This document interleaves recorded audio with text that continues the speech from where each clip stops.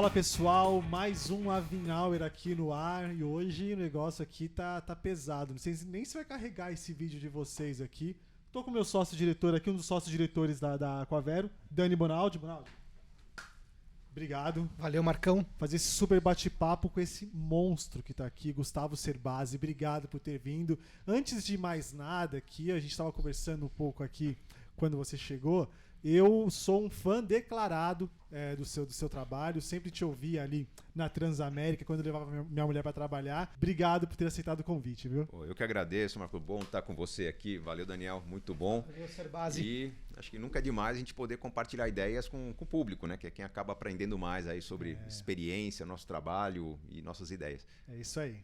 Bonaldi, tá com você a palavra. Eu vou, inclusive, eu sei que você vai fazer uma introdução, mas eu vou deixar essa primeira pergunta para você. Começa o bate-papo. Eu vou começar aqui, mas antes quero só falar uma coisa aqui. Primeiro, gravar pela primeira vez no Avin Hour isso.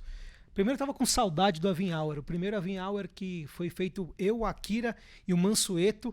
E agora a gente tá com o Gustavo Cerbasi aqui, mantendo o altíssimo nível do Avin Hour. Vamos tentar manter esse nível aí. O nível tá bom, o nível tá bom. A gente tava perguntando aqui internamente quantas Avin Hours nós já gravamos. Desde o início. Mas já foram alguma coisa próximo de 30. E já comentei isso com o Cerbasi, conheço o Cerbasi já há algum tempo, que eu fico muito feliz de poder bater um papo contigo sempre que a gente conversa. Eu lembro muito no início da minha carreira de assessor, na verdade, sendo bem exato aqui, até bem antes de eu virar assessor, eu assinava os seus vídeos no YouTube. Se eu não me engano, eram as sextas-feiras que você fazia atualização. Era sexta? Quarta? Às sextas-feiras eu tinha conteúdo novo. Conteúdo às quartas-feiras normalmente era um recorte de um conteúdo mais antigo que publicava. Eu lembro, eu recebia lá conteúdo novo na sexta-feira e toda sexta-feira. Eu tô falando, eu acho aqui, não quero errar a data, mas talvez 2012, 13, 14, Isso. Pode ser? Foi quando eu estreiei nas redes sociais, 2012 a 2015, era um conteúdo meio avulso. Eu não tinha tanto comprometimento com data, tentava manter essa regularidade, mas eu saía de férias, por exemplo, e sumia conteúdo das redes. Em 2016 eu entrei oficialmente nas redes sociais, porque eu lancei meu curso online e ali para manter o curso online funcionando, os algoritmos rodando, eu passei a ter um conteúdo regular nas várias redes sociais, Twitter, Instagram, YouTube principalmente. Ou seja, né, a gente pode facilmente dizer, e não sei se você tem esse reconhecimento, mas deveria ter esse reconhecimento. Você é a vanguarda dos influenciadores, né? Você começou essa carreira de influenciador quando nunca era chamado dessa maneira. E eu lembro muito bem, eu tenho forte na minha cabeça lá, meus e-mails chegavam lá, o conteúdo novo, eu ia assistir. Para mim é um prazer estar aqui. A gente já falou algumas vezes, quero deixar agora registrado. Pô, obrigado, temos dois fãs declarados aqui. Pô, então. Muito bom. Mas sabe que esse lance aí de influenciador, eu não sei detectar quando que oficialmente eu pude ser caracterizado como influenciador. Durante muito tempo eu era professor, porque eu comecei minha carreira dando aulas em curso de pós-graduação. Na verdade, um pouco antes de começar a dar aulas, eu era coordenador de projetos na fundação que tinha cursos, projetos de consultoria. E aí surgiram oportunidades de cobrir um professor que faltou, aula complementar, aula véspera de prova, né? Vai ajudar aquela turma que está com dificuldade. Quando comecei a escrever livros e vieram os convites para palestrar sobre os livros, apareceu o rótulo de palestrante. Esse é um rótulo com o qual eu nunca fiquei confortável, porque eu nunca me propus a ser uma pessoa com a técnica de palestrante. Mas eu vou seduzir o público, eu vou encantar, eu vou criar um produto que vai viralizar no mundo dos palcos. O que eu tentava levar para a palestra? O melhor da sala de aula. Então, se um MBA me dava 16 horas para falar de um assunto, mas me pedia uma palestra de 1 hora, 1 hora e 15, o meu desafio era condensar o melhor das 16 horas em 1 hora e 15. Aí diziam, mas como palestrante você tem que colocar talvez uma história emotiva, uma piada, põe um vídeo. Eu nunca gostei dessas ideias, por isso que eu palestro, mas eu sou acima de tudo um professor. E quando as redes sociais me deram um palco maior que o dos teatros, em vez de falar para 1.000, 2.000 pessoas, eu falava para 100.000, 200.000, eu acho que o título de influenciador passou a cair bem, porque um professor que consegue impactar 100.000, 200.000 pessoas está influenciando o comportamento de uma pequena massa, né? E aí acho que vale, mas também não me considero formalmente um influenciador. Acima de tudo, professor, e as minhas relações com o público são relação de professor-aluno. Entendo o que você está falando, mas eu acho que às vezes o que você conquistou, e talvez você não tenha conquistado mirando aquilo, né? Aquilo foi acontecendo, Às vezes é uma alcunha boa, uma alcunha justa mesmo, porque dizer que você, com o seu conhecimento, e daqui a pouquinho eu vou falar o que eu acho que é especial bater um papo contigo, já tive essa oportunidade algumas vezes, mas você tem um domínio do que você fala, né? Acima de tudo, por que é legal conversar com você? Você não tem resposta vazia, Serbasi. Toda vez que você responde, tem conteúdo. É difícil, infelizmente, é difícil te pegar no pulo. Você não dá respostas evasivas, não fica criando na sua cabeça ali. Então é legal. E hoje, no mundo que tem uma super nutrição de informação, a gente poder bater um papo com alguém que tem conteúdo para falar, consegue expor de maneira muito clara, com muita didática, as suas ideias e profundidade, é um privilégio. E por que não? Professor, influenciador e palestrante. Acho que em determinado momento você vai ser um ou mais outro. Eu acho que a vida me presenteou com alguns desafios, né? Eu acho que quando uma criança fala, quero ser jogador de futebol, ele está mirando um Messi, um Pelé, um Neymar, né? Alguém que se destacou, e não só pelo dinheiro, mas pelo sucesso. A pessoa quer chegar aonde alguém de sucesso chegou. Eu não tive esse privilégio, porque quando eu comecei a estudar matemática financeira, não porque eu procurei, era parte do meu conteúdo do curso de administração. Na época que os juros no Brasil eram 18%, 19% ao ano, e eu vendo aquela matemática financeira, de repente eu esbarrava uma estatística, qual que é o produto de crédito mais utilizado pelos brasileiros? Né? Por CPF era o cheque especial. Eu falei, cara, nossa, mas isso aqui não faz o menor sentido, cara. É tão simples o conhecimento, né? E está tão longe da realidade que as pessoas praticam. Eu fui me lançando meio que de maneira voluntária, vou impactar quem eu posso. Se eu estava dando aula para 30 pessoas, era uma aula de contabilidade, mas eu tentava enfiar no intervalo de aula um argumento tipo, eu sei que a contabilidade pode não fazer muito interesse, muita diferença para você se não tem muito interesse, mas junta isso com a matemática financeira, com um pouquinho de economia, tenta montar uma estratégia, olha a diferença que faz na sua vida. Aos poucos, eu fui testando ideias. E levei muita porrada, porque eu era muito jovem naquele momento. Então, teve várias situações que eu entrei em sala de aula e diziam, mandaram o estagiário do professor. Né? A turma da Xuxa veio dar aula pra gente aqui. Várias aulas que eu dei, eu era o mais novo da turma. Né? Os alunos tudo com 30, 35 anos, eu com 27 e 28. Então, para vencer esse desafio do deixa eu provar meu valor, eu comecei a costurar, se meu raciocínio não está legal, abro o Excel e monto um monte de análise, um monte de cenário. Entendi como é que faz, deixa eu escrever um artigo. Então essa combinação de deixa eu testar a minha ideia, deixa eu simular, deixa eu escrever, num tempo que as coisas eram um pouco mais lentas, não tinha essa velocidade da rede social, foi permitindo criar um conteúdo que era criticado, questionado num ritmo certo. Publicava um texto num jornal e vinha nos dias seguintes algumas críticas. Com aquilo fui reforçando minhas ideias, as ideias foram virando livros. E eu acho que hoje, quando a gente vê alguém querer construir algo parecido, seja na área de finanças pessoais, qualquer outra área, existem modelos a serem seguidos e muitas vezes o jovem quer tentar ocupar esse espaço num prazo relativamente curto, nada errado. Mas é comum eu ver uma entrevista, um texto e falar, em algum momento alguém vai fazer uma pergunta para esse cara e vai quebrar as pernas dele, porque o argumento está muito ingênuo. Faltou essa pessoa viver uma crise, faltou essa pessoa conhecer outros produtos, né? Entender a realidade de pessoas que não pensam como ele pensa. Então, são situações que a gente sabe que quando o jovem mira, né, o objetivo de ser um escritor, um influenciador, conteudista, dono de uma empresa, ele vai ter que ou estudar muito, né, ou se associar a pessoas que estudaram muito, ou se ele não fizer uma das duas coisas, ele vai dar uns tropeços, vai errar muito no meio do caminho. Vai ter que dar cara a tapa. Vai. Não precisa necessariamente perder, mas, cara, se não quer perder, você tem que estudar demais ou se juntar com pessoas que estudaram para funcionar. Então a gente vê muita gente se expondo e levando pancada porque não tem o amadurecimento. E elas vão amadurecer ao longo do tempo. Ao longo do tempo. No amadurecimento não é uma escolha nossa, ele simplesmente acontece. Faz parte do jogo e a gente tem que recomendar ao jovem que não desista de um caminho que ele sonha. Ele vai aprender, vai dar umas cabeçadas, vai colher o melhor das cabeçadas e de cada lição que ele tira da vida vai fazer algo melhor no próximo passo. Essas cabeçadas vão deixando ele cascudo. Né? Vale tanto para o trabalho quanto para as escolhas de investimento, por exemplo. Boa. Pegando esse gancho, tem tudo a ver com o que a gente está falando aqui. Você está, então, nesse mercado aqui há 10, 11 anos, com todas essas alcunhas que nós comentamos 10, 11 aqui. Anos só nas redes sociais. Só nas redes sociais. Eu comecei né? com educação financeira na virada de 99 para 2000, 24 anos. Ou seja, 24 anos. É muito tempo estando relevante. é muito tempo conseguindo falar de, basicamente, se a gente for... Acho que eu não vou ser simplista aqui, basicamente de um assunto, tudo bem que é um assunto muito profundo, né, planejamento financeiro, finanças pessoais, mas durante 1/4 de século que você está falando disso e você se mantém relevante, ainda é reconhecido como uma referência. Qual é o segredo? O que tem por trás disso? Como se manter atualizado e relevante? Não é uma pergunta simples de responder, mas eu acho que o cuidado com aquele que absorve meu conteúdo, pensar que qualquer relação que eu estou criando, seja com o leitor, seja com quem assiste uma palestra, compra um curso, essa relação tem que ser duradoura, é um cuidado que eu sempre tive na minha vida, né? Então, se eu vou criar algo novo, se alguém me propõe, olha, venda desse jeito porque dá resultado. Não, dá resultado no curto prazo.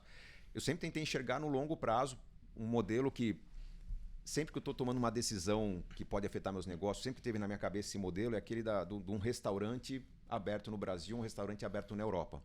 Na Europa você vai comer no restaurante, o restaurante tem 6, 7 mesinhas e você vai conversar com o dono do restaurante e fala, eu sou da 6ª geração que está servindo aqui. O cara poderia ter ampliado o restaurante, poderia ter feito coisa maluca, mas ele quer fazer bem feito, do mesmo jeito, há 200 anos.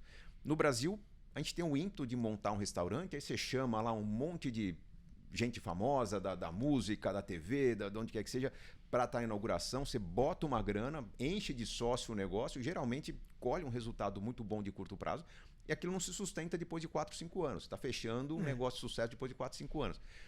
Eu sempre quis ser o oposto desse modelo que se esgota. Mas bom, o que eu estou fazendo hoje, acho que talvez um ponto-chave na minha vida foi quando me perguntaram por que eu aceitava dar aula de um tema que não era a minha especialidade. Por exemplo, eu comecei dando aula de contabilidade, era um tema horroroso, mas eu lembro muito bem uma situação na sala de professores da fundação onde eu dava aula, chegou o que seria o líder do nosso time falando, gente, a professora de estatística está precisando fazer uns exames, está grávida, vai se afastar por um tempo, quem daria uma aula de estatística? E aí todo mundo cruzou os braços assim, pô, estatística Belo desafio, é um saco, cara. Não, pede para alguém lá no Instituto de Matemática e tal. Falei, gente, mas uma aula de estatística, ninguém aqui tirou 10, eu tinha tirado 10 de estatística. Eu falei, pô, eu nunca dei, mas me dá aí umas 2 semanas para preparar que eu topo, né? Pensei em uma aula de 2 horas. Aí fechei, topei. Quando o nosso líder saiu da sala, o pessoal olhou para mim e falou, você tá louco? Você vai gastar umas 10, 12 horas preparando essa aula?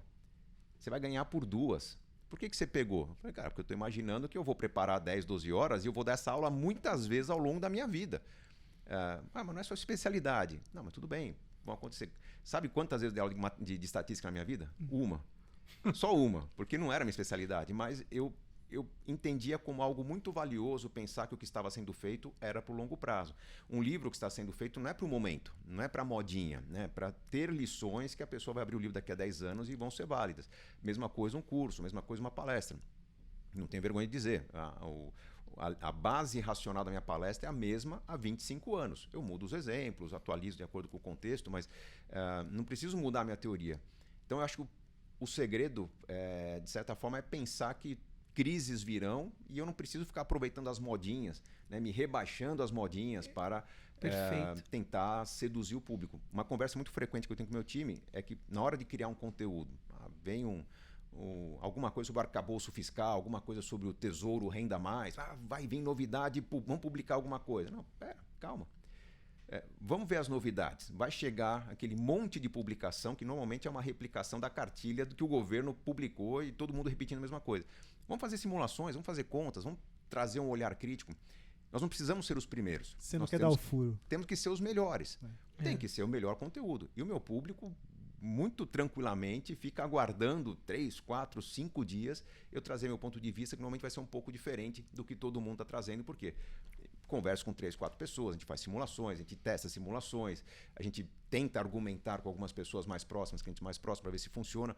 E aí que a gente vai trazer aquilo para o público. Então, não tenho receio de falar que às vezes eu vejo pseudo-concorrência. Educação financeira não dá para falar de concorrência, porque tem tanto para ser feito pelo país, mas tem muita gente fazendo. E muita gente sai na frente em algumas novidades.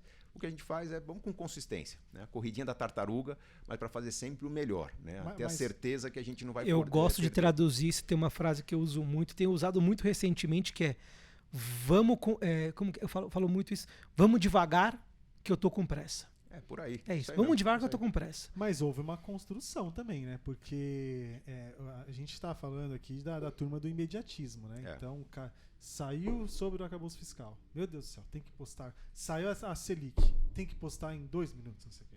Então, o seu público já é um público que sabe que pode ser que ele tenha ouvido antes do arcabouço fiscal, em 2 horas, 3 horas, mas ele sabe que a análise macro, a análise cuidadosa, vai vir do Gustavo Cerbasi dali 3, 4 dias. Não só em termos técnicos, mas em termos de linguagem também. Porque tem muito assunto que é de técnico para técnico. Né? Se vocês fazem uma pesquisa de mercado, vocês têm que se comunicar numa linguagem que o mercado utiliza até para serem respeitados no mercado. Eu não tenho essa responsabilidade de me comunicar com o mercado. Minha responsabilidade é comunicar com um grande público. Então eu vou ajustar, vou desmontar um monte de textos mais complicados, simplificar mesmo, às vezes até correndo o risco de simplificar demais, mas para que seja entendido. E na hora que a pessoa traz outras dúvidas, eu aprofundo. Sim. Mas a ideia é traduzir da melhor forma. Eu sempre tenho na minha cabeça que eu estou explicando um assunto complexo ou para os meus filhos ou para minha avó, que já faleceu, mas sempre me imagino sentando lá da minha avó e contando para ela o que é um plano de previdência, quais são os regimes tributários. Ela precisa entender. Precisa entender. Então, vamos explicar de um jeito tranquilo. Agora, trazendo para o grande público, que você falou agora, tem uma pergunta aqui que é o seguinte. Quando que começou sua paixão por escrever? Você tem muitos livros publicados. Quando começou sua paixão por escrever? E emendar uma outra pergunta que é o seguinte. O seu livro, Casais Inteligentes Enriquecem Juntos, ele deu vida à primeira trilogia do cinema brasileiro. Isso. Né? Isso é falar com a massa. Né, Bonaldi? Isso é falar com a massa. Você acha que esse filme, ele, além dele dar uma visibilidade muito boa para você, porque certamente trouxe, ali talvez tenha sido quase que um pontapé inicial para que a grande massa soubesse pelo menos um pouquinho sobre educação financeira?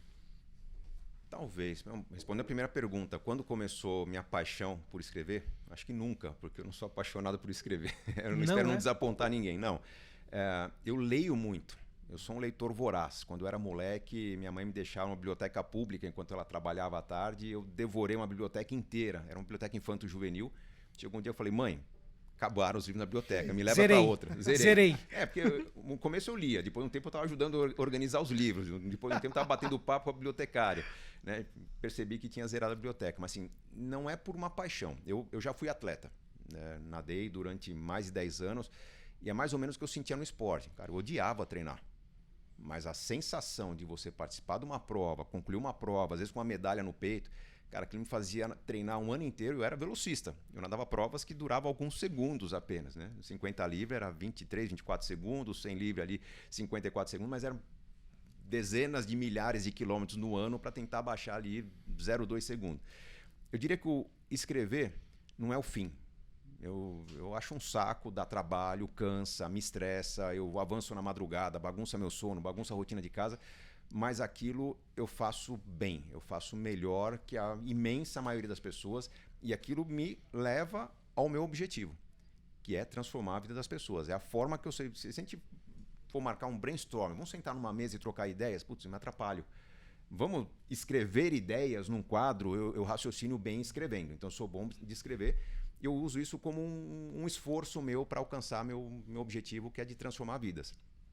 O Até que a Sorte Nos Separe, que nasceu, inicialmente era para ser um drama sobre finanças pessoais, aí no meio do caminho os produtores falaram, não, cara, drama, o brasileiro já sofre com dinheiro, você vai fazer um drama, não vai ser bom. Vamos fazer o brasileiro rir da própria desgraça, né? Nasceu Até que a Sorte Nos Separe, com todo aquele time de atores da Globo, comédia escrachada, né, que era muito inspirado no Zorra Total, e tinha um roteiro de humor assim, bem corporal, bem escrachado mesmo. A ideia foi fazer com que a história de alguém muito mais ferrado do que qualquer brasileiro fizesse os brasileiros rirem. Não sei, Marcos, se ali foi a maneira que eu encontrei de impactar a massa, porque, na verdade, ali foi a maneira de alcançar uma massa que não dava atenção para o meu conteúdo, porque o filme é de 2012, eu já estava tentando impactar o público desde o ano 2001, 2002. Já tinha uma década de rádio, TV, livros, né? Acho que em 2012 devia ter uns 10, 12 livros lançados. Então, Então havia um público leitor muito grande. Eu já estava na lista da Veja há mais de uma década, ininterruptamente, com Casais Inteligentes Enriquecem Juntos. Palestras Brasil inteiro, acho que 2012 faltava visitar 1 ou 2 estados do Brasil apenas. O que o Até que a Sorte Nos Separe me trouxe, me deu de oportunidade, foi falar com um público que não procurava livro, não procurava conhecimento, não procurava organizar sua vida financeira, não entendia nada de banco. Então eu levei o conhecimento, a educação financeira para um momento de lazer do brasileiro. Eu fui laçar aquele brasileiro que não ia atrás de informação e conhecimento. Legal. Nesse sentido, sim. Mas eu já me sentia uma missão ali quase... Não dá para dizer que é missão cumprida, mas já tinha impactado bem o Brasil. Em 2012 já era mais de 1,5 milhão de livros vendidos. Eu diria que o Até que Sorte Nos Separe foi meio que a cereja do bolo. Você né? impactou aquele cara que não lê. Exatamente. Eu acho que você teve uma missão aí, né? Tentando resumir muito o que você falou, que é... Ei, você que até então não percebeu que isso era um assunto, que isso é um tema, isso aqui é relevante para você. Presta atenção nisso aqui também. Isso aqui afeta a sua vida. Eu diria que foi a segunda vez na minha carreira que eu fui bem sucedido em enganar as pessoas para o bem. A primeira vez foi com Casais Inteligentes Enriquecem Juntos, né? Que quando eu consegui, com um título bem resolvido, atrair pessoas que queriam ler sobre relacionamento, atrair essas pessoas para um conteúdo de finanças pessoais, eu fui muito bem sucedido. As pessoas queriam saber de fofoca, relacionamento, vida a dois, romance, né? E eu pus esse público para aprender sobre dinheiro.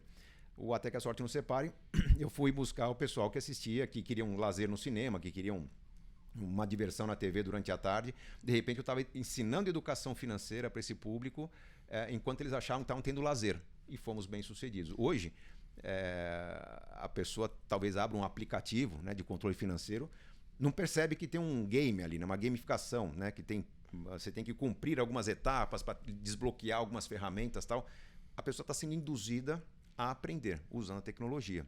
A gente, no modo analógico, fazia isso com um título legal de livro, com um título legal de filme e deu certo. Eu sei que você vai continuar, Marcão, aqui minha cabeça fica fritando aqui algumas coisas que eu ouço. Isso aqui é poderoso demais. Vou pegar o comecinho da resposta. Você falou, putz, Marcão, deixa eu decepcionar aqui, eu não sou apaixonado por escrever. Isso para mim é uma coisa muito forte ouvir isso, porque me incomoda essa narrativa que a gente tem hoje de faça o que você gosta e será bem sucedido. Pô, se eu fizer o que eu gosto... Eu tenho uma sorte, graças a Deus, de amar o que eu faço aqui. Mas acho que eu realmente acho que eu sou um privilegiado, falo isso de alma tranquila.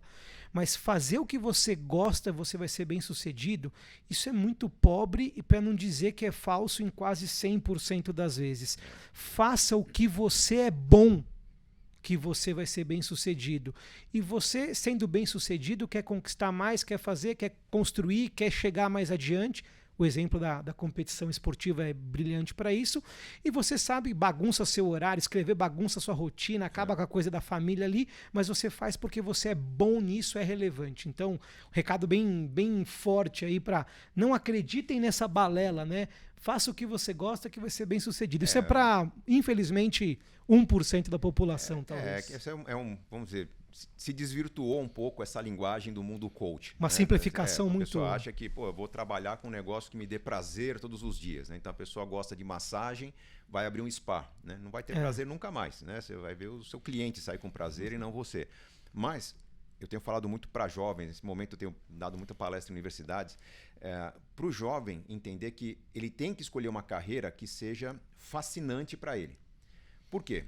Porque se ele está estudando sobre o que ele gosta, ele provavelmente vai ter facilidade de absorver conteúdo novo naquela área, uma facilidade maior do que pessoas que estão fazendo aquilo porque dá dinheiro, porque é legal, porque está na moda, né, hype e tal.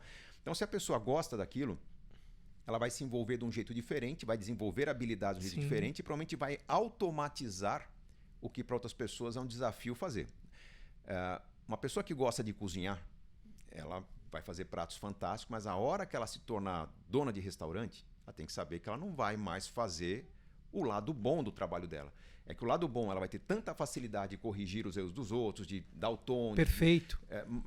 Isso vai fazer com que seja mais leve para ela lidar com o lado burocrático de contador, impostos, rotina, problemas trabalhistas, né, problemas com fiscalização. Então, todo o negócio complexo tem uma série de complexidades que se a pessoa Somando a isso, você tem que aprender sobre o assunto, fica muito Se pesado. ela sofre ainda. Se a pessoa tem leveza no que é o core do negócio e aí tem que abraçar toda uma complexidade, tenho certeza que para você o fascínio, né, de lidar com os dados de mercado, pô, você dá uma orientação para o cliente fala, pô, tá funcionando.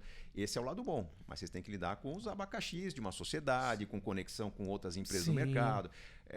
Esse lado hard não tem como fugir se você quer ser bem sucedido. Não existe isso. A complexidade faz parte. Na verdade, o sucesso vem para aquele que faz algo que os outros não querem fazer. Você desbrava aquilo que os outros estão... Não estou preparado para isso ainda. Né? Então, mais fácil quando você está fazendo algo que você gosta. Agora, por que você fala muito sobre educação financeira, né? Você começou lá atrás com educação financeira. Por quê? Tanta educação financeira? Inconformismo. Eu já lia muito e escrevia bem. Eu entrei em 2 faculdades, basicamente por nota de redação, então não é porque eu era bom de finanças que eu estava me destacando. Me ajudou muito no mundo das finanças eu ter feito 3 anos de engenharia, então tem muito cálculo que eu faço de cabeça, eu estou explicando meus filhos, meu filho fala, pô pai, é muito louco o que você faz, né? Mas é uma regra de 3 que eu estou fazendo. Não estou desenhando, mas está automatizado pela facilidade da lógica. A educação financeira, eu acho que ela surgiu numa aula de matemática financeira. Na verdade, o nome da disciplina era Engenharia Econômica, na Fundação Getúlio Vargas. Estava estudando administração pública.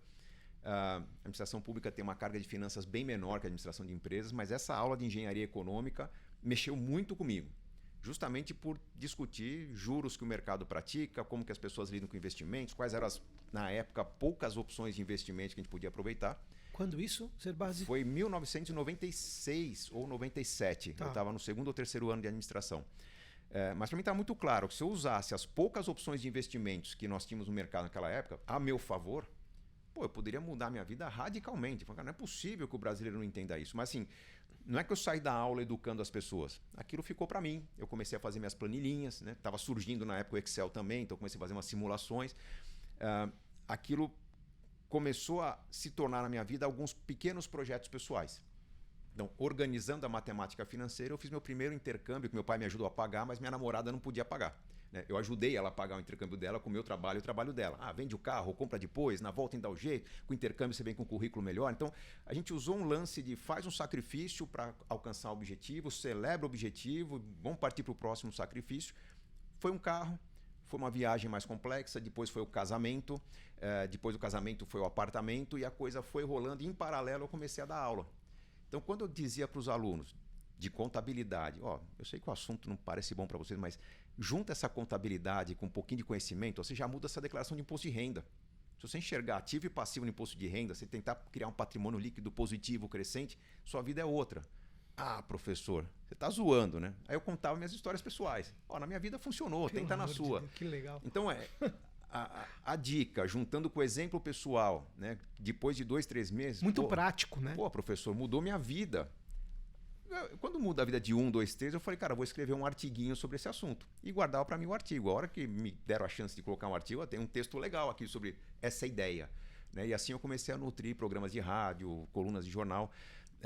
Mas foi... não com a intenção de me tornar educador financeiro.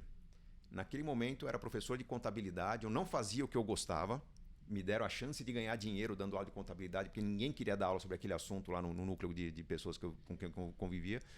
Mas aos pouquinhos, dentro da contabilidade, começou a se destacar o uso da contabilidade para a vida pessoal. E aí, professor, essas dicas que você dá no intervalo, monta uma aula para a gente. Não, mas não tem carga horária. Aí era abaixo assinado para a fundação. Olha, a gente queria uma aula extra com o professor. Primeiras aulas extras foram não remuneradas, né? Não tinha verba para aquela grade extra. Começou a ter sentido. Primeira apostila de aula que eu montei, tive a felicidade de ter um editor entre meus alunos. O editor falou, cara, tem que lançar esse livro. Né? Lancei o livro Dinheiro, os Segredos de Quem Tem, foi o meu primeiro livro. E uma coisa foi puxando a outra. Eu diria... Acho que eu já tinha 2 livros lançados, o Casais Inteligentes em Questão estava lançado, quando me dei conta que, acho que eu vou seguir esse caminho das finanças. Eu já era professor de finanças, já tinha livro, já estava palestrando, mas nos bastidores eu falava com a Adriana, minha esposa, que juntar um pé de meia para me livrar disso aqui e voltar para o que era o meu negócio. Eu estava me formando em administração pública, queria fazer carreira pública, talvez entrar em alguma secretaria, algum ministério, quem sabe um dia ser prefeito de algum lugar aí. Mas, de repente, eu vi que o mundo das finanças estava me puxando para falar mais sobre o assunto, e aí eu abracei e o sucesso veio. E que sucesso, né, Não, cara? Que legal. O sucesso veio, mas se você for pegar tudo que... Se a gente terminasse o Avin Hour agora e fizesse uma análise das suas falas, até das palavras que você usa, você tem uma coisa que é muito... Não é muito particular, tem muitas pessoas que têm, mas que foi determinante para o seu sucesso. Você tem um senso de realização, você realiza, você executa.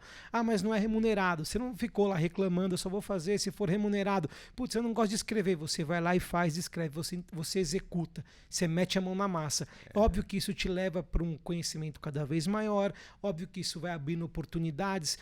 Você não sabia que tinha um editor lá, mas tinha um editor. Então um editor só poderia lançar o seu livro se você tivesse o livro. Exato. Então é um senso de realização muito forte. A remuneração, para mim, talvez pelas dificuldades que meus avós, meu pai passou para nos prover uma vida interessante, eu sempre procurei ver não o preço de um trabalho, mas o valor de um trabalho. Tinha uma conversa muito legal quando eu estava me formando na FGV e tive 2 ofertas de estágio, né? Uma que era, na verdade, um emprego disfarçado de estágio, um banco italiano que tinha só 3 funcionários no Brasil, precisava de um faz-tudo. O que eu vou fazer? Você vai ter o papel de estagiário, de secretário, de administrador. Eu sei que ia ter que ficar 8 horas no banco para ganhar um bom dinheiro na época. E tinha um convite do Citibank para ser estagiário só 4 a 6 horas por dia, a remuneração 1/5 do que o banco italiano oferecia. E aí eu falava italiano, meu pai italiano, falei, pai, tá surgindo um caminho legal aqui para esse banco aqui. O pai falou, não, você está na faculdade ainda, os caras querem tirar seu couro, vão sugar vocês, daqui a pouco você está trabalhando para esse banco, você vai ser o faz tudo, daqui a pouco você é diretor do banco, você não muda mais sua carreira. Citibank é uma universidade, né? Sempre foi, ainda é uma referência de conhecimento. Ele me convenceu a trabalhar pelo que eu ia aprender e por preservar o meu tempo adequado para estudos na FGV. Pô, cara, pela combinação você vai ter uma situação muito melhor daqui a 2, 3 anos indo para um banco multinacional, que você vai aprender com todo mundo, enfim. Eu via que o Citibank não me pagava bem dinheiro, mas me dava muito valor de conhecimento e oportunidades. Hoje, voltando no tempo, quando eu dava aula lá para 25, 30 alunos no MBA, eu era bem pago por aquilo. Já era um privilegiado por ser um professor, nas possíveis carreiras de professor, um professor que estava bem em termos de remuneração. Quando me convidaram para dar uma primeira palestra, que não era para 25, 30 pessoas, era numa igreja. A primeira palestra que eu dei foi numa igreja. Era para 400 fiéis. Não tinha remuneração. Você vai poder levar seu livro para vender. Normalmente vende aí uns 20, 30. Né? Então 20, 30, se eu ganhava R$3 por livro, né? Ia ganhar R$90. Eu ganhava o dobro dando aula no MBA. Mas eu falei, mas poder falar das minhas ideias para 400 pessoas e 400 pessoas que não podem pagar o MBA... Se eu faço diferença na vida de quem pode pagar uma boa grana no MBA, imagina falar para quem não pode pagar. Foi isso que me moveu naquele momento. Começou uma palestra, aquela palestra me chamaram para outra igreja, uma segunda, uma terceira. Um dia numa igreja, alguém era dono de uma empresa, me chamaram para uma empresa. Eu dei mais de 100 palestras não remuneradas até começar a ter conflito de agenda e falar, não, tô brigando aqui, você me paga alguma coisa, eu vou. Os convites para jornal é a mesma coisa. Rádio, a mesma coisa. Quando fala, você topa uma coluna de rádio, de jornal, quanto que paga? Putz, mas não pagava nem um PF na padaria, né? Mas tudo bem, era a chance de falar, às vezes, para 100 mil ouvintes do rádio. Às vezes era a chance de escrever para 250 mil assinantes no jornal. Posso pegar um gancho aqui, aproveitando, porque eu tenho eu quero fazer essa pergunta aqui.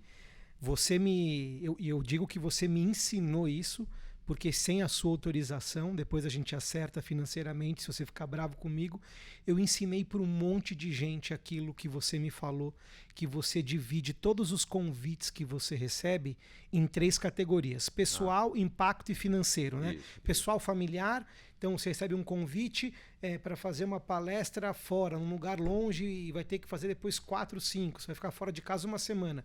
Tem um impacto na sua vida pessoal. Financeiro é óbvio quanto você está recebendo por aquilo, que muitas vezes pode nem estar recebendo. Se o consumo de tempo da sua família não for muito grande e se o impacto de realização ou que você vai ter com aquilo é muito grande. Você dá 3 notas 10 e se somar ali na média, até 10. Se somar 21 pelo menos, você faz.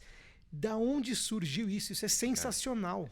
Na verdade, tem uma história por trás desse método, né? Eu criei um pequeno método para justificar o valor da minha hora. Já são quase 20 anos dando palestras, tem uma assessoria de palestras que quem entrar no meu site lá, gustavocerbasi.com.br, tem um canal palestras ali, tem um time que atende, que sabe qual que é o meu preço, quais são as datas disponíveis, condições de trabalho e tal. E é comum vir palestras do tipo, você tem que estar em tal evento na data X, e eu falo, não, esse eu não vou porque a data é meu aniversário de casamento, né? Ou é, sei lá, fim de semana das crianças, eu sei que tem jogo dos meus filhos, não quero. Então começou a ser frequente o tipo de convite do tipo, o evento é bom, estão pagando bem pelo evento e estão te oferecendo jatinho, helicóptero, você vai e tal. Eu falo, não tem nem negociação, essa data eu não quero. E tem uma situação que eu recusei um evento que assim, pagava o que hoje eu cobro 3 vezes o valor da minha palestra. Né? Não, eu falei que não ia, eles estão tentando cobrir uma oferta para te convencer. Eu falei, não é questão de dinheiro, nesse evento eu não vou. Aí deu 2 dias... Chegou um convite direto para mim, né, de um evento, na mesma data. Era em São Paulo, perto de casa, pela manhã, no sábado. Aí eu mandei para minha assessoria, eu quero fazer esse evento aqui. Quanto eles estão pagando? Nada, é voluntário. Opa, para tudo. Nós queríamos te oferecer um caminhão de dinheiro por um evento, você não topou. Esse que é de graça, você vai por quê? Qual que é a lógica? Eu parei, falei, deixa eu organizar aqui. Realmente, eu... Tem uma nota de 0 a 10 para a parte financeira, para a parte da... Na verdade, o termo que eu uso é experiência, né? Qual que é a experiência que eu vou ter? E a parte do equilíbrio familiar. Se o evento me paga muito bem, eu dou uma nota 10 do ponto de vista financeiro. Mas se a experiência é pobre, é ruim, eu vou sofrer para estar lá, tem conflito de interesse, eu posso até dar uma nota 0 da experiência, tem que compensar no familiar. Não pode ter conflito com minhas atividades pessoais, atividades dos meus filhos. Então, se tiver uma nota 10, eu até... não prejudicando a família e ganhando bem, eu vou. Agora, se não tem verba o evento, mas é uma condição que a experiência é fantástica, puxa, eu não conheço o lugar, o público é enorme, e minha família vai estar envolvida, meus filhos vão participar de alguma forma, eu dou uma nota 10 no lado familiar, dou um lado 10 na experiência, eu vou sem cobrar nada. Então, o que eu faço? Eu tenho que ter uma média 7, por isso o 21 que você falou. Uhum. Né? Então, de 0 a 30, se... no dinheiro e no equilíbrio somou 20, cara, tem que ter... Não pode ser uma roubada. Né? Roubada eu caio fora. Mas não sendo uma roubada eu vou. Agora, não tem dinheiro, mas a experiência é fantástica e minha família está participando, cara, tem que ter alguma coisa que eu não sendo remunerado se reverta em valor. Posso vender livros? Posso anunciar meu trabalho, meu negócio? Enfim, indiretamente tem um resultado. Mas é sensacional, porque o método é muito prático, fácil, aplicável para basicamente todo mundo. Eu fico imaginando aqui, até eu no começo, eu fico usando isso na minha cabeça. Eu uso indiretamente hoje um método desse que você me ensinou. E ao longo do tempo, eu percebo, no começo de carreira... eu era muito mais flexível com a questão de família. Estava começando a minha carreira. Hoje eu já sou muito mais exigente com o meu tempo de família, tempo de qualidade. Isso muda ao longo do tempo, então, o nós valor. Chegamos no desdobramento do método. Né? Estamos trabalhando um texto legal sobre isso aí, vai sair um método completo, mas, por exemplo, no começo da vida, né, quando você quer estruturar seu padrão de vida, filhos vão chegar, você tem que dar um peso 2 para o financeiro. Então você até abre mão do equilíbrio, porque pode ser que sua esposa também esteja numa fase de desafio na carreira, você fala, quero ter um tempo para a família não está lá, né? A pessoa com quem você vive está viajando, não adiantou. Então a gente pode até abrir mão, mas o que eu faço? Eu ponho um peso 2 financeiro, então já não é mais nota máxima 30, né? O mínimo 21, é nota máxima 40, mínimo 28, mas o financeiro tem peso 2. Chega um momento na vida que já está numa situação de administrar patrimônio, já tira o peso do financeiro. E o que eu quero? Eu ponho peso 2 no equilíbrio, ou como eu estou fazendo hoje. Minha vida é peso 2, tanto no equilíbrio quanto na experiência. Eu estou numa fase que eu tenho saúde, meus filhos ainda, né? Estou chegando no ponto que eles estão deixando de viajar comigo, mas eles ainda querem estar junto, participar, tá tudo que eu faço. Então, se tiver uma situação em que o envolvimento da família, mais a experiência sejam fantásticas, cara, eu até pago para ir. Eu sou embaixador de uma marca de automóveis de luxo, embaixador da Audi. Eu falo pro pessoal da Audi, cara, se tem um evento sensacional, sei lá, vai ter um lançamento de uma categoria, vai ter uma largada legal de um Rally Dakar, cara, só me dá informação com antecedência que eu estou disposto a pagar para estar lá, porque para minha família é uma grande experiência, para mim também, tá todo mundo junto, a gente substitui as férias para um evento desse. Não preciso ser remunerado para estar em situações que muita gente exige um cachê, por exemplo. Né? Então, é o momento da vida, é o momento de lidar com equilíbrio e experiência e não com a remuneração, que a remuneração já resolvia um tempo atrás. Esse método aí é muito bom. Não, mas você, vamos lá. Uma pergunta aqui que agora eu vou pegar um gancho com o que você estava falando. Fez administração pública. É mais uma pergunta mesmo de opinião mesmo, curiosidade do nosso lado aqui. Você acha que educação financeira nas escolas, se a educação financeira fosse tratada diretamente nas escolas, isso teria um impacto significativo na cabeça do brasileiro, no jeito de investir e lidar com dívida? No papel, teoricamente, a educação financeira já está nas escolas, né? Já faz parte da Base Nacional Comum Curricular desde 2020. Infelizmente, começou juntinho com a pandemia, o assunto não virou uma trend, né? Enfim, mas não vingou como... A educação financeira está lá, de forma modesta. Junto com a educação financeira viria toda uma onda de treinamento de professores, tinha lá o curso gratuito do Banco Central, né? Uma série de facilidades de vários agentes ali para dar acesso aos professores. A pandemia meio que jogou água no molho aí, né? Sim. Não permitiu que evoluísse como iria evoluir. Por outro lado, eu acho que a gente está num momento muito interessante da nossa economia, em que sim, as escolas têm as provocações necessárias de educação financeira. Infelizmente, por não ter essa massificação que a gente esperava, né, da preparação de professores, ainda continua uma desigualdade. Escolas privadas estão melhores que as escolas públicas, mas escolas públicas já têm seus módulos de educação financeira dentro de português, dentro de matemática, de geografia, de física. Então, a tendência é que os alunos que sairão da escola nos próximos anos, né, já tem alunos saindo, ensino médio, por exemplo, já de 2020 para cá, daqui a pouco está concluindo, já sejam alunos com escolhas melhores do que seus pais, mais conscientes. Já tem vários indicadores que a gente está indo para esse caminho. Jovens mais conscientes de um consumo sustentável, jovens que já não dão tanto valor para status, grife, né, que era alguma coisa mais, isso aqui é útil para mim. Essa revisão do estilo de consumo, né, que não é Brasil, é mundo, né? O jovem já não pensa em ter um carro, já não pensa em ter uma casa. Ele quer experimentar situações diferentes, o aluguel é muito mais interessante, o compartilhamento é muito mais interessante. E eu percebo que a gente está indo num caminho de uma sociedade que tem toda a estrutura necessária para consumir melhor, investir melhor, porque se não há tanta pressa para comprar o carro e a casa, não estou falando de menos endividamento, né? Se houver endividamento, aquele endividamento, viajei, imprevisto, comprei um telefone muito caro, mas aquele endividamento estrutural de 30, 35 anos, ele está diminuindo na sociedade, principalmente entre os mais jovens. Então, esse mais jovem, ele está abrindo mão da casa própria porque ele quer trabalhar por um tempo, ele imagina que ele vai saturar daquele trabalho depois de um tempo, ele quer juntar um pé de meia para estudar por 2, 3 anos depois desse tempo e começar um outro trabalho, pode ser na mesma carreira ou não, imaginando que vai saturar. Então ele está imaginando uma vida cíclica, enquanto a gente imaginava uma vida linear. Para essa vida cíclica funcionar, ele vai precisar ter mais poupança, em média, do que seus pais tiveram. Isso é notícia boa para eu, que sou educador, para vocês que trabalham com o mundo dos investimentos. Então a tendência é que a gente expanda muito esse mundo. E de carona com isso, a gente tem Open Banking, Open Finance, aplicativos, a vida financeira. A pessoa abre o telefone, tem os alertas informando se o orçamento está em dia, se a carteira de investimento desbalanceou. Então, é inevitável que a gente tenha condições muito melhores das pessoas terem uma vida mais próspera, provavelmente mais simples, porque se a gente não pensa naquela carreira linear de 30, 40 anos, o valor do trabalho das pessoas está na diferenciação do conhecimento. Eu fiz um curso de algo que ninguém fez, eu vou ganhar bem. Daqui a pouco todo mundo está fazendo o mesmo curso, já não ganho tão bem, eu desisto da carreira.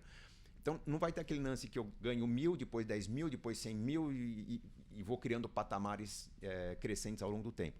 Mas, pela vida cíclica, esse jovem está pensando em formar uma reserva para poder ter o sabático de 1 ano a cada 4 ou 5 anos. Então, na média, nós estamos falando de uma sociedade mais poupadora, com consumo mais flexível, com mais experiências, portanto, mais criativa. Está se falando de inteligência artificial, quanto isso vai roubar empregos. Vai roubar o emprego repetitivo. o emprego Isso criativo, os caminhos novos para a sociedade, como que vai se debater as prioridades do mundo, eu acho que as pessoas vão dar mais atenção para o que é importante. E até essa necessidade dele de criar de 4 a 5 anos um sabático, uma nova alternativa nesse jeito cíclico de levar a vida, com certeza vai abrir um monte de frente em serviços para atender. Sem dúvida, as pessoas vão conviver com situações menos lineares, vão viver experiências diferentes ao longo da vida. Vivendo experiências diferentes, vão ter contato com pessoas diferentes. Então, eu sou muito otimista em relação a esse futuro. Eu vejo pelos meus filhos que já estão ensaiando entrar no mercado de trabalho. Meu filho mais velho tem 16 anos. Ele vê milhões de possibilidades. Eu, na idade dele, eu via 2 ou 3. Eu queria entrar na engenharia mecânica, Nossa, é mecatrônica. Se não entrasse em uma das duas, talvez uma outra carreira, economia. Petrobras, Vale ou Itaú. Eu entrei em engenharia mecânica, eu me via trabalhando em 3 ou 4 empresas. Era Volkswagen, Chevrolet, Ford, Fiat. Eram as opções que nós tínhamos na época. Hoje, cada decisão que você toma é um fractal, né? Se multiplica em milhares de outras possibilidades na sua vida. Só que para isso funcionar, você tem que ter um planejamento financeiro mínimo que diga do quanto você ganha, quanto está ficando para o seu sabático para começar o próximo ciclo. Eu acho que esse é o desafio atual. Eu atuo nesse desafio como educador financeiro, né? Meu trabalho é trazer essa organização para a vida das pessoas. Eu vejo que elas estão recebendo muito bem. A gente não propõe mais uma mudança no mundo do planejamento financeiro. A gente está fazendo essa mudança. E está sendo mais fácil pelos mais jovens. Mudar o comportamento de quem já está errando há 20, 30 anos é mais difícil. Pelos mais jovens, Sim. A gente vê meio que a música está tocando e o baile está funcionando. E, puxa, é um futuro maravilhoso que a gente vê para as pessoas que estão planejando desde cedo sua vida. Muito legal. Principalmente a parte da criatividade que você falou, né? Exato. Você vê a cada 4 anos o ano sabático, imagina o brainstorm na sua cabeça, né? Tempestade de ideia na sua cabeça, como que não vai ser? Muito bom. Falar um pouco de regularidade aqui. Você falou uma frase, eu busquei algumas frases do Gustavo Cerbasi. Opa! A grande arma do investidor disciplinado com visão de longo prazo é a regularidade. Essa é uma frase sua. Como ter regularidade nessa nossa economia brasileira? Pois tão instável. Quem chega para o mundo dos investimentos, mas não tem uma estratégia pessoal, normalmente vai estar surfando a onda que chega. Né? Então, vamos para o mar. Se tiver onda, a gente surfa. Se não tiver onda, a gente boia. E é mais ou menos assim que a maioria está chegando. Né? Sedento por algum resultado de curto prazo. Isso até influencia o trabalho de agentes de investimento, assessores de investimento, porque não adianta você oferecer uma estratégia complexa se o que o mercado busca é acompanhamento instantâneo, diário, o tempo todo, renovação de carteira. Então, quem te vê, o mercado de influenciadores financeiros principalmente, ele é predominantemente curto prazista. Eu vou te mostrar um caminho, vou te mostrar uma estratégia, em 12 meses você está tendo uma rentabilidade X, que é perfeitamente viável de se construir dentro de condições controladas. Né? Não tem crise, vamos por um ativo que está performando bem, se as condições continuarem você vai em frente, mas o que eu proponho para as pessoas? Uma independência de crises, né? De você não depender de fatores que nutrem os fundamentos de ativos. Eu não sei se... Por exemplo, a gente pode falar que o mercado de ações é fantástico. É fantástico. Você investir em uma empresa que às vezes tem 50, 60, 100 anos de existência, parece ser um negócio maravilhoso. Mas a gente vive num país que tem muita fraude, que tem muitos erros. Né? Gigantes desmoronam, às vezes por algum tipo de falha proposital, às vezes por ingenuidade, por falta de conhecimento, às vezes por alguma artimanha da concorrência, mas não há como eu ter uma estrutura de investimento saudável se eu concentro meus investimentos num único tipo de ativo, numa única categoria de ativo. Então, diversificação é importante. Parto da ideia de diversificação para entender que para ter uma boa diversificação, eu preciso ter um bom acompanhamento do mercado, que é o trabalho de assessores de investimento, é a área de research das instituições que fazem as pesquisas de mercado, mas a maior parte das pessoas não tem como absorver e acompanhar isso. E por melhor que seja o serviço prestado, muitas vezes a gente acaba aumentando o nível de ansiedade das pessoas. E que elas estão entendendo o que está acontecendo, elas têm uma carteira que está adequada, mas vem uma crise, por melhor que seja o serviço que vocês prestam, não, é diversificação, vai ter um momento de recuperação, a recuperação vai ser fantástica. Essa pessoa na ansiedade está tentando quebrar regras que ela mesma estabeleceu. Sim, eu quero uma carteira, eu topo sem liquidez. Perfeito. Eu topo diversificar em vários setores e aí daqui a pouco o cara está batendo na porta, mas por que aquelas duas ações estão dando prejuízo? Porque é diversificação, elas não estão lá para dar lucro. Elas estão lá para te dar lastro caso o mercado vire e elas vão ganhar se as outras 8 perderem. Ainda é difícil para as pessoas entenderem. Então, a regularidade, como é que a gente constrói? Bom, vamos separar então o investimento eu criei essa separação em 3 categorias. Para diminuir a ansiedade das pessoas, no curto prazo, reserva de emergências. As pessoas acham que é só para emergência, só para um caso, nossa, se eu tiver ferradaço, eu tenho que tirar o dinheiro de algum lugar. Não é. A vida é cheia de emergências boas e ruins. Quanto mais interessante for sua vida, mais emergência você vai ter. Que você vai avançar na zona do desconhecido. Então você não estava lá numa rotina, começou a praticar um esporte. Vai fazer um esporte qualquer. Vou jogar um futevôlei, um beach tênis, vou andar de kart. Legal, né? Quanto que é andar de kart? É 100 e poucos reais ali a hora. Mas você começou a andar 1, 2, 3 vezes, não quer mais aquele capacete ruim, quer comprar um capacete novo, isso é uma emergência. Começou a ficar interessante, surge um gasto não previsto. Né? Você começou a fazer relacionamentos, surge um gasto não previsto. Você é convidado para ser padrinho de casamento. Pois é. Fez um curso de gastronomia, né? É até de graça o curso lá, né? Fui convidado. Mas surgiu a oportunidade de comprar panelas novas, acessórios novos. Então, quanto mais interessante sua vida, mais imprevisto você vai ter. Se tudo que você fizer de bom na vida for atacar condomínio, prestação do carro, escola das crianças, plano de saúde, você está ferrado. Você quer ter uma vida feliz e a família está falando, não pode, é proibido. Então o que eu faço? Eu tenho um orçamento para o básico e quando vem o imprevisto, eu uso a reserva de emergências. Usou a reserva de emergências, agora prioridade número 1 é recompor essa reserva de emergências. Para isso que serve o nosso silo. Né? Tem oportunidade, usou, Sim. Você tem que agora priorizar a recomposição. Definiu quanto você vai ter de reserva de emergências? Próximo passo é definir qual que é a renda que você vai ter no futuro se tudo der errado na sua vida. Se todas as escolhas que você fizer de carreira, de investimento, apostas, família, se tudo der errado, o que você vai ter de renda no futuro? Esse é o plano para a Previdência. A gente dizia plano de Previdência, que é uma boa solução, plano de Previdência, mas pode ser feito por fundos imobiliários, carteira de imóveis, ações que pagam dividendos, enfim, mas eu vou ter um projeto para a minha renda futura. Somente depois de ter a reserva de emergências montada e depois de ter a regularidade na construção daquela minha renda futura, se eu posso investir mais, eu vou montar uma carteira diversificada de diferentes níveis de risco e liquidez para os vários outros projetos que eu tenho na vida, de curto, médio e longo prazo. Então eu quero trocar de casa, reformar, intercâmbio do meu filho, trocar de carro de X em X anos, experiências que complementam o básico. Quando eu construo isso, eu estou meio que blindando a pessoa contra as ansiedades e as crises. Por quê? Mas se eu perder o emprego, reserva de emergência. Mas se vier uma crise, reserva de emergência. Pandemia, não sei o que lá, tem que adaptar o apartamento, reserva de emergência. Bom, legal. Projetos de médio e longo prazo. Você teve uma mudança de vida. Cara, perdi o emprego. O que eu faço? Bom, você ia viajar daqui a 1 ano. Vamos revisar essa viagem, você fazer um curso daqui a 3 meses. Vamos revisar isso, ajustar. Vamos tentar fazer uma mudança no orçamento para você ter agora um estilo de vida compatível com a nova vida que você vai ter nos próximos meses, procurando recolocação, uma vida mais criativa, simples, minimalista. Então, quando eu faço a carteira de investimentos, conversar com as necessidades pessoais da pessoa, não importa muito se tem crise, se não tem. Vem uma crise, a bolsa caiu, o que está sendo afetado naquele momento? São os projetos de médio e longo prazo da pessoa. Não é algo que ela vai concretizar daqui a 3, 6, 12 meses. Então eu tenho condições de falar, calma, sua aposentadoria que era para ser aos 65, nesse momento está aos 85, mas nós temos uma estratégia que ela não é instantânea. Agora vamos ver a acomodação do mercado, quais são as empresas que vão ter fundamentos melhores para recuperar da crise. Provavelmente a gente vai surfar uma recuperação que pode ser de 1 ano, 2 anos, 3 anos, mas vocês conseguem, com um trabalho não muito complexo, mostrar para as pessoas que os períodos de recuperação de crise são muito melhores que os períodos de manutenção de uma carteira no longuíssimo prazo. Sim. Isso aconteceu, eu testei esse modelo com os meus alunos do curso de Inteligência Financeira, um curso online que eu tinha. Foram mais de 20 mil alunos que tinham uma carteira montada, não por mim, mas por eles mesmos ao fazer o curso, todos eles expostos à renda variável.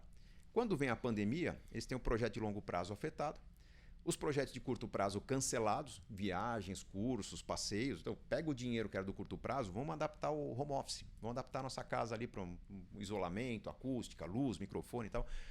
A gente vê nitidamente que quem entrou na pandemia com um planejamento, lidou melhor com curto prazo, aproveitou a recuperação de longo prazo.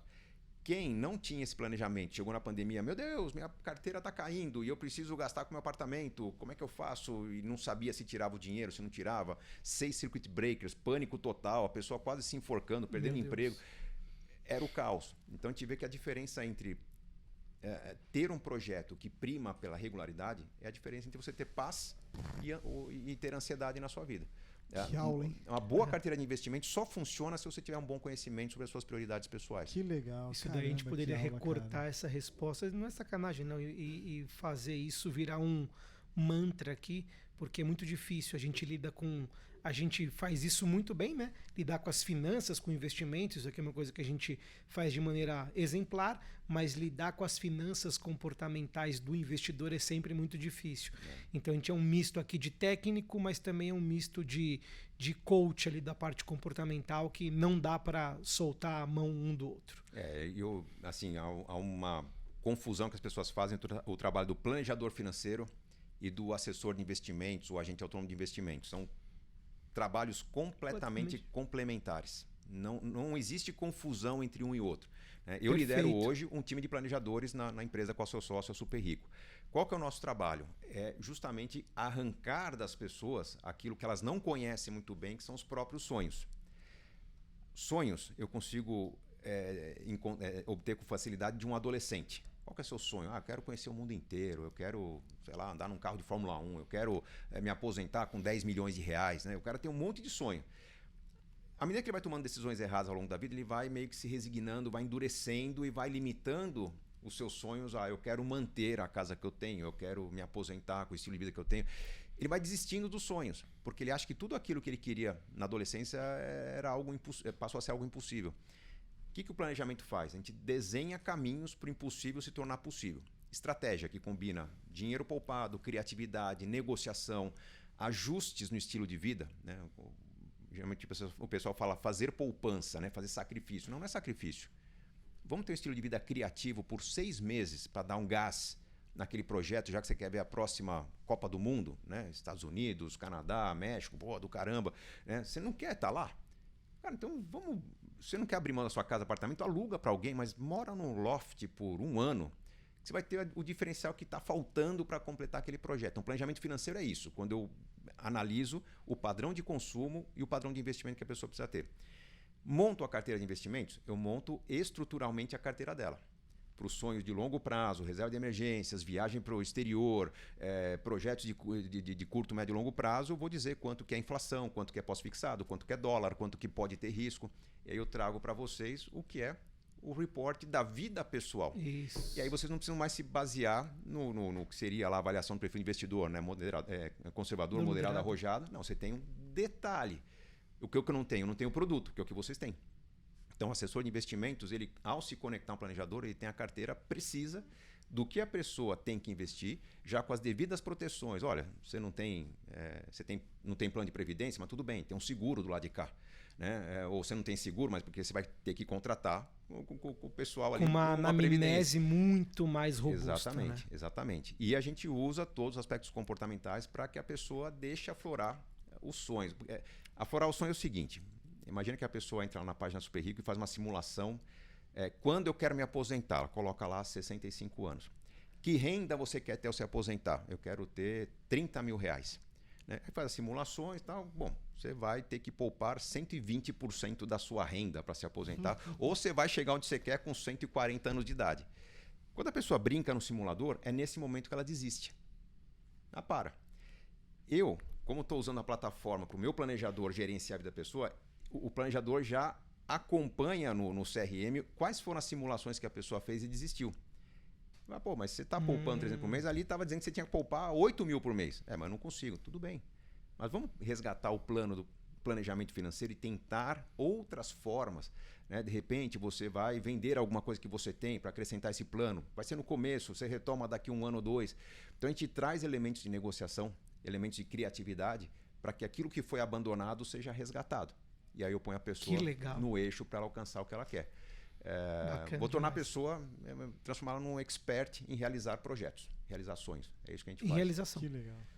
Estamos chegando aqui, indo para o final. Indo pro final. Eu tenho uma última pergunta, depois eu sei que você tem um quadro novo aqui com o Serbasi. Ele vai Spoiler, vai estrear, né? Tem uma coisa aqui pra gente que é muito importante, Serbasi. A gente tem um onboarding aqui, né? A gente chama de Integra. Então, todo mundo que entra na Aquavero, todo mundo, se é assessor, se é back-office, se era técnica, não importa, passa pelo Integra.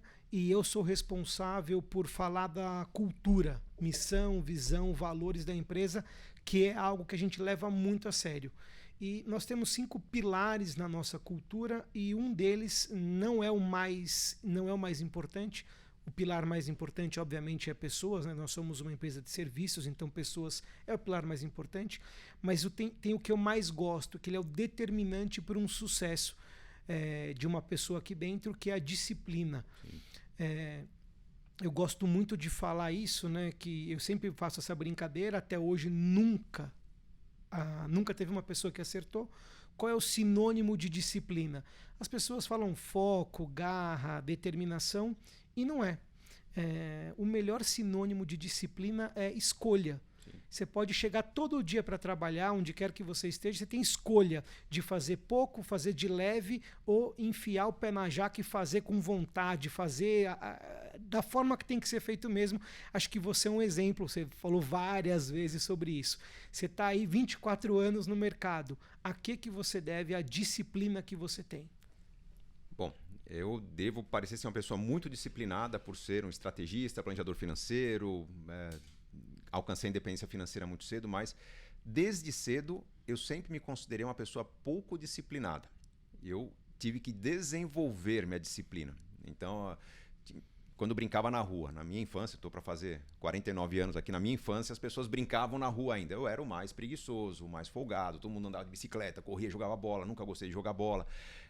Então eu tive que forçar algumas situações, e aí quando eu estava ficando mais fora de forma, né, entre meus amigos, minha mãe, por exemplo, encontrou uma forma de me trazer para a disciplina que foi me levar para o esporte. Fiz uma primeira tentativa no basquete, que era um pouco mais alto, não me adaptei bem à natação.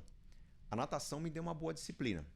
Porque, como eu estava natação competitiva, eu tinha que treinar 2 vezes por dia. Acordava às 4 da manhã, boa parte do ano, para ir para o clube, nadar, saía do treino, passava na padaria, comia alguma coisa, ia para a escola, tem que estudar. ter disciplina. Tem que ter uma disciplina. Então, quando eu vi que cheguei no ensino médio, o esporte tinha ficado importante para mim. Eu estava numa escola que era difícil. Meu pai fez um baita sacrifício para pôr a gente numa boa escola privada. Mas, cara, não posso sacanear meu pai e ir mal numa escola que está custando caro. Meu pai arranjou um emprego a 300 km de casa para poder bancar a escola para mim e para minha irmã. Então, bom, eu tinha que ir bem. Só que para ir bem eu teria que estudar muito. Para estudar muito eu teria que prejudicar a natação, que para mim também era uma forma de afetar as escolhas da minha mãe. Qual foi a forma que eu encontrei para me disciplinar, tanto no esporte quanto nos estudos? Cara, eu passei a ser o melhor aluno em sala de aula. Mas assim, faca nos dentes, acompanhando a aula, escrevendo tudo, não entendia, eu perguntava, fui criando aquela cultura assim que terminava a aula, depois de um tempo o professor falava: alguém tem dúvida? Não. Nem o Gustavo? Não. Então, tudo bem. Então, tchau, gente, acabou a aula. Essa disciplina foi construída, o esporte ajudou bastante. A minha carreira não permite muita disciplina, porque agora que eu trabalho, agora eu sou sócio de uma empresa, mas até alguns meses atrás eu nunca tive chefe, nunca tive funcionários, não tinha quem me ajudasse a construir uma disciplina. Então, como que eu criava essa disciplina? Eu mantive durante muitos anos o que era para mim uma rotina saudável de alternância entre um trabalho pesado e um descanso pesado. Descanso meu é hard, né? Desde 2005, quando eu voltei do Canadá, morei um tempo fora, eu passei a ter 3 meses de férias por ano. 1 mês em julho, 2 meses em dezembro. Pô, mas não é muito, não, porque férias para mim era desconexão do trabalho, mas era o tempo que eu ficava uma parte descansando, uma parte estudando, aprendendo, organizando meus textos, minha agenda, minha rotina. Quando eu chegava para trabalhar em fevereiro, eu estava com o ano praticamente pronto, montado, agenda fechada. Então, tem a ver com essa organização do tempo. Tem um livro que me ajudou muito, um cara que se tornou meu sócio numa das obras que eu escrevi, o Christian Barbosa, tem um livro chamado A Tríade do Tempo. Linguagem leve, quase de autoajuda, mas é um livro assim, se for no mundo coach, talvez seja o melhor dos livros coach que existem no Brasil. A Tríade do Tempo fala de você conseguir identificar na sua agenda quais são os compromissos importantes, quais são os urgentes que você não deveria ter se organizasse bem a agenda e quais são os circunstanciais, aqueles que roubam a sua agenda. O dia que eu entendi essa lógica, eu comecei a eliminar da minha agenda os circunstanciais, né? Pô, cara, tem que estar lá. Não, mas tem por quê? Né? Eu comecei a criar coragem e falar: olha, eu não vou estar no evento porque é jogo da minha filha. Sim. Eu vou assistir. Não, essa data eu não marco nada porque é compromisso familiar. Não, eu tenho uma massagem marcada toda segunda-feira de manhã, às 8 horas. Eu comecei a eliminar compromissos que teoricamente eram importantes, mas que estavam me tirando do que realmente era importante para a minha saúde, para a minha família, bem-estar. Então a disciplina ela começa na vida pessoal. Se eu tenho tempo para mim, se eu tenho meu fim de semana, tenho minhas caixinhas de tempo ali que funcionam bem, a tendência é que o profissional funcione bem também. Sim. E sou muito disciplinado para leitura. Eu leio muito. Mais de 20 anos eu tenho uma rotina de mais de um livro por semana. As pessoas se escandalizam um pouco com isso, mas deixando bem claro, né? Eu leio de forma mais lenta livros que são prazerosos de ler, novelas, aventuras e tal. E os livros técnicos, em geral, eu leio livros da nossa área. Como eu escrevi 16 livros, como a gente está vivendo num mundo que a inteligência artificial, só agora que ela existe pro forma, mas antigamente as pessoas copiavam muito, né? Tem muito livro que nasceu que é inspirado num livro que já existia. Eu não tive livros para me inspirar, mas muita gente se inspirou nos meus livros. Então, muito como eu pegar um livro novo, eu for olhar, mas isso aqui é o meu dinheiro, o segredo de quem tem. Isso aqui é o Como Organizar a Vida Financeira. Eu vi um capítulo novo, com palavras diferentes, né? Comum eu ler um livro em 20, 30 minutos, né? Aquela leitura diagonal. Mas eu consumo tudo que tem no mercado para saber como pensam os diferentes autores, as novas tendências. De vez em quando eu acho um livro que é muito legal, espetacular. Mas por dia você lê quantas horas? Em torno de 30 a 40 minutos por dia. Todo dia? Não. Tem dias que eu tô cansado, porque eu dormi pouco, vim no fim de semana muito intenso, mas na média eu tenho uma janelinha ali de 30 a 40 minutos por dia, geralmente é no começo da manhã que eu leio. E quando eu não leio um ou 2 dias da semana, eu concentro no fim de semana. Eu mantenho essa média de 30 a 40 minutos por dia. Você é um leitor assíduo. Eu sou a mesma pergunta idêntico. para você. Eu sou idêntico. Eu leio 40 minutos por dia no mínimo. Eu tento manter 40 minutos todo dia e concentro mais no final de semana. Agora, se eu se eu passo ali 2 dias sem ler por compromissos, eu começo a me sentir mal. Começo a criar uma culpa, né? Isso. Mal-estar.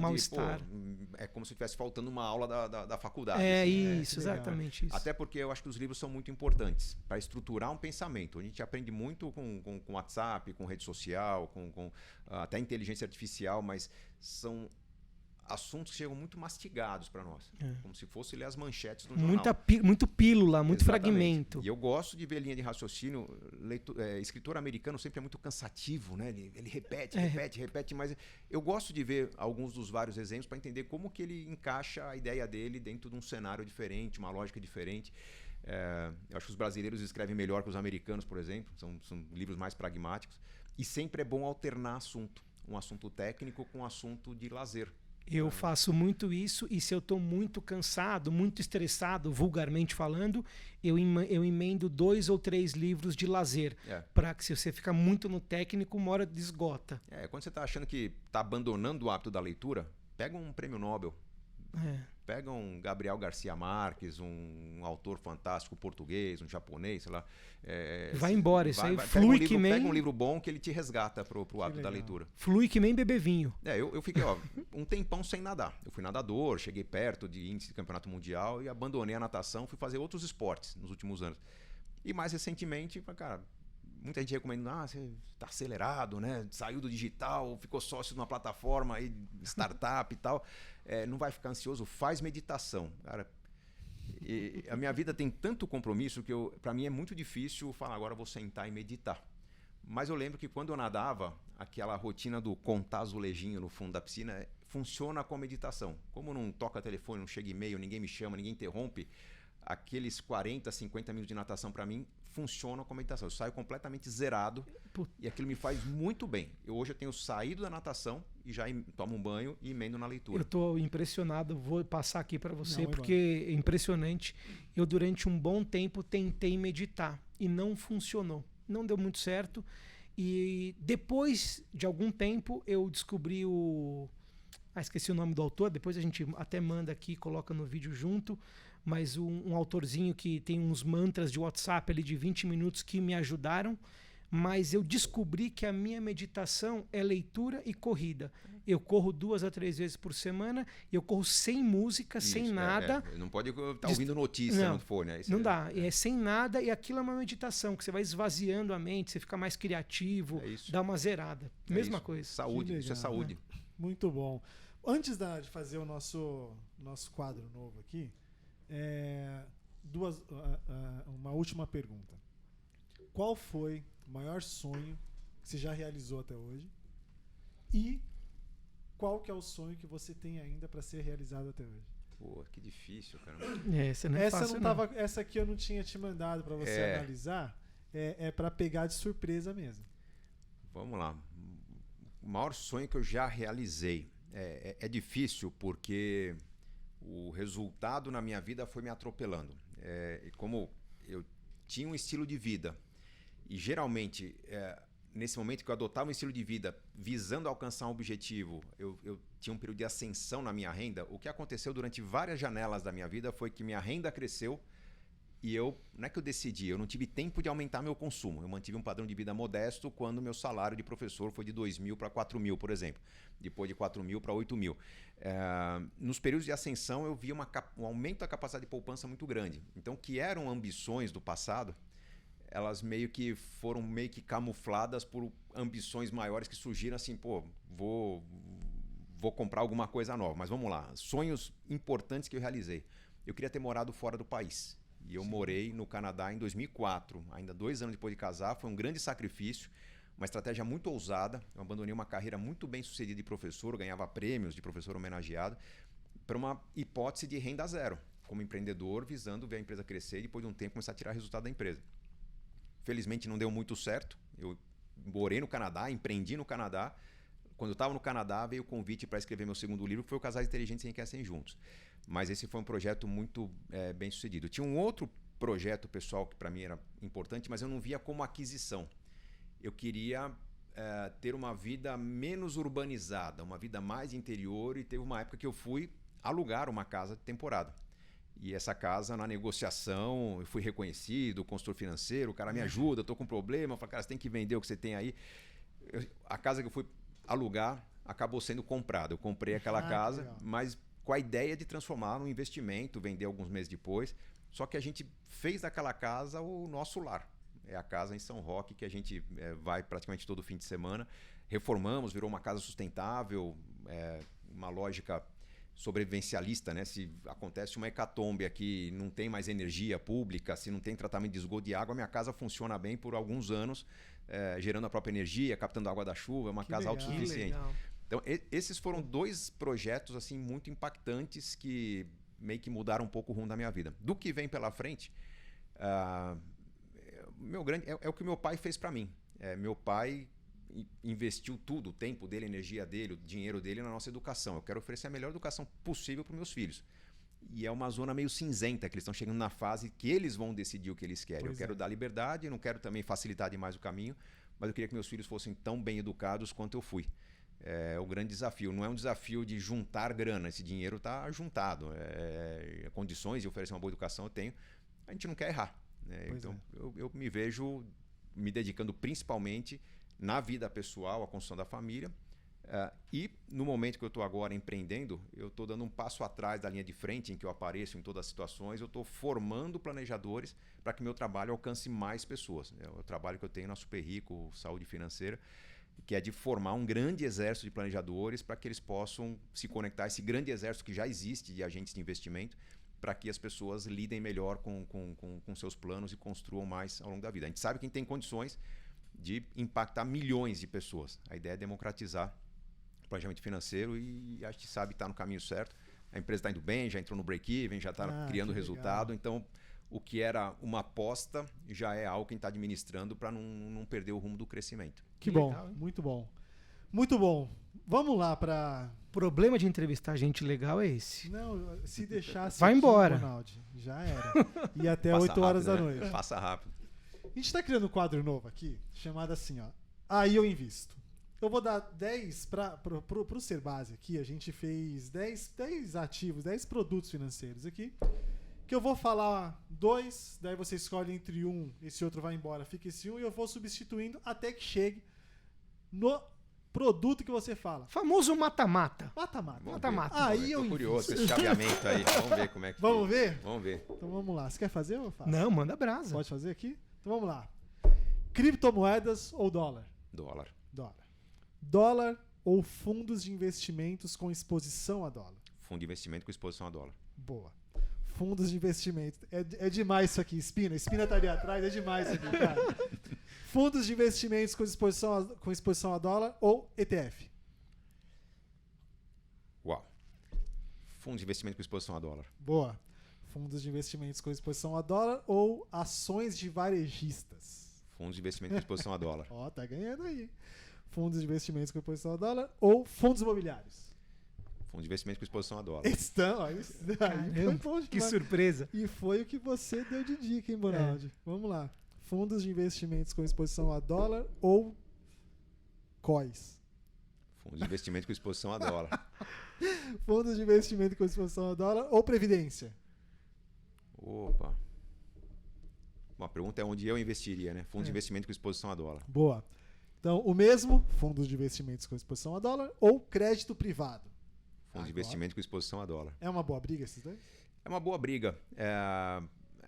Os vários exemplos que você citou, tem alguns que, o COI, por exemplo, né, que tem a fama ruim de forma injustificada. Né? Quando você tem um bom produto, quando você tem uma boa previdência, quando você tem um bom fundo imobiliário, ou uma boa carteira de fundo imobiliário, você vai colher resultados incríveis. Eu acho que o cenário que a gente vive, né, que falta um pouquinho de responsabilidade no discurso de governo, e não é de agora, o governo anterior é o mesmo problema, a gente tem que ter uma proteção num raio de alcance maior. Num âmbito maior. Tá. Então, fundo de investimentos com exposição a dólar. Então, esse contra título de renda fixa atrelado à inflação. Título de renda fixa atrelado à inflação. Aí. No longo prazo, a proteção brasileira. Desbancou, hein? E título de renda fixa, esse é o último. Título de renda fixa atrelado à inflação ou tesouro direto? Título de renda fixa atrelado à inflação. Aí eu invisto, Lucas. Aí eu invisto no títulos de renda fixa atrelados à inflação. Posso falar, é matador. Com essa inflação que o Brasil tem, né? Dinâmica de inflacionária. Pela dinâmica inflacionária. O Brasil de longo prazo requer a proteção, que o mundo afora se usa o ouro, né, para ter essa proteção. E o nosso equivalente, tem ouro aqui no Brasil também, mas eu acho que nossos títulos têm liquidez, capilaridade, enfim, qualquer pessoa pode investir. E quando vem as crises, vem uns cupons bem interessantes. Bem gordos, bem interessantes. Né? São eu diria que o prato ideal, né, para consumir nos períodos de crise. De médio e longo prazo é um baita ativo. Médio e né? longo prazo, exatamente. Que legal. Marcão, eu adorei esse Avin Hour. Eu tô aqui me coçando. Eu não vou perguntar pro Serbasi qual é a nota que ele deu pra gente quando a gente convidou ele pra vir pra cá. Se deu 21, pelo menos, eu tô feliz. Vocês me pagaram 6 milhões de reais, mas a nota aí bateu fácil 21. Foi de graça. Nem entrou o financeiro e chegamos no 21. No 21. Aí. Antes de agradecer aqui, eu só queria. A última coisa é a seguinte: você falou muito de livro, você é um leitor muito assíduo. E agora, também estreando com você, eu quero que você fale, que você indique ou um livro, ou uma série, ou um filme, para ele ficar aqui na nossa biblioteca de conteúdo proposta pelos nossos entrevistados. Pô, legal. Tem um livro que eu acho que ele combina profundidade e leveza. Profundo no conhecimento, leve na redação, que é Crash, uma breve história da economia, do Alexandre Versinhasse. Tem muitos livros que falam sobre as crises, as bolhas, como é que funciona a inflação, as bolsas de valores no mundo, mas o Versinhasse, ele foi editor da revista Super Interessante e ele tem uma pegada muito legal para trazer essa curiosidade. Pô, como é que eu vou lidar com a próxima crise? Como é que eu vou enxergar uma bolha, uma pirâmide financeira? É um livro acessível para ler de fim de semana, na beira da praia. Esse tem que ser lido. Não é tão novo, mas é um livro que acho que muda a cabeça de quem está querendo entender sobre o mercado financeiro. Muito bom. Muito bom. Gustavo Serbasi, obrigado pelo seu tempo. Marcos. Eu sei que é difícil achar um espaço na agenda, mas obrigado por ter vindo aqui conversado com a gente. Ficou muito contente. Eu, pessoalmente, fiquei muito contente. Obrigado mesmo. Grande prazer estar com vocês. Obrigado, Marcos, Daniel. Valeu. Valeu, obrigado. Valeu, turma. Acesse o QR Code aqui, se você ainda não é nosso cliente. Acesse o QR Code, você vai saber como se tornar nosso cliente. E fica esperto aqui, a gente tem que curtir, compartilhar, seguir, se inscrever no canal, ativar sininho. Faz tudo comentar, isso aí. mandar o link nos grupos do WhatsApp, faz viralizar. Mas agora o conteúdo é muito bom, vale a pena sempre replicar conteúdo muito bom e ouvir mais uma vez Gustavo Serbasi, que é muito sério e profundo nas respostas. Não é todo dia que a gente tem essa possibilidade. Espalhe mesmo o conteúdo. Muito obrigado, um abraço. Valeu.